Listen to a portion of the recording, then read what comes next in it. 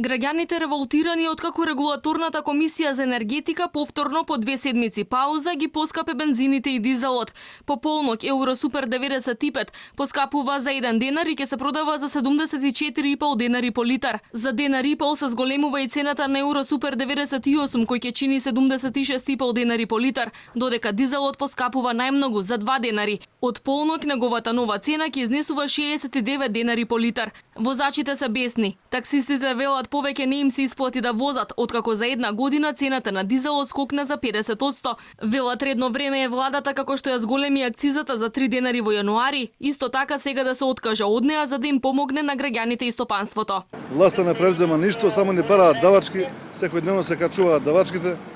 Ние сме доста лоша состојба.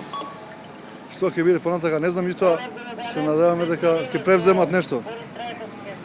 Ако ништо повеќе со цени. Тоа е више неиздржливо.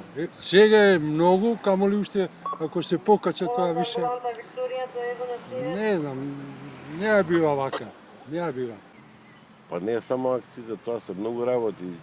Први и основно немаме стопанство за да имаме економија. Све е лага. За мене е лага.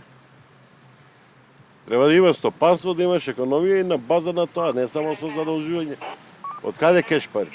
Дира само под народот.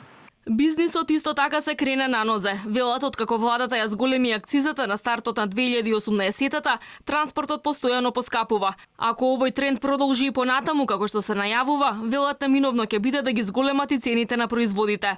Особено ние големи потрошувачи од стопанството кои имаат потреба од овакви од ресурсна енергија, мора да знаат дека ќе влие на нивниот трошок, на нивната активност во бизнисот и дека ќе мора да се снаоѓаат, ќе мора да прават еден сериозен ментален и финансиски менеджмент околу пласирање на своите производи и да го вадат оптимумот. Не поскапуваат само бензините и дизелот. За 2,5 денари поскапува и екстра лесното масло за домакинства кое ќе чини 58 денари по литар. Се зголемува и цената на мазото за 2,659 денари.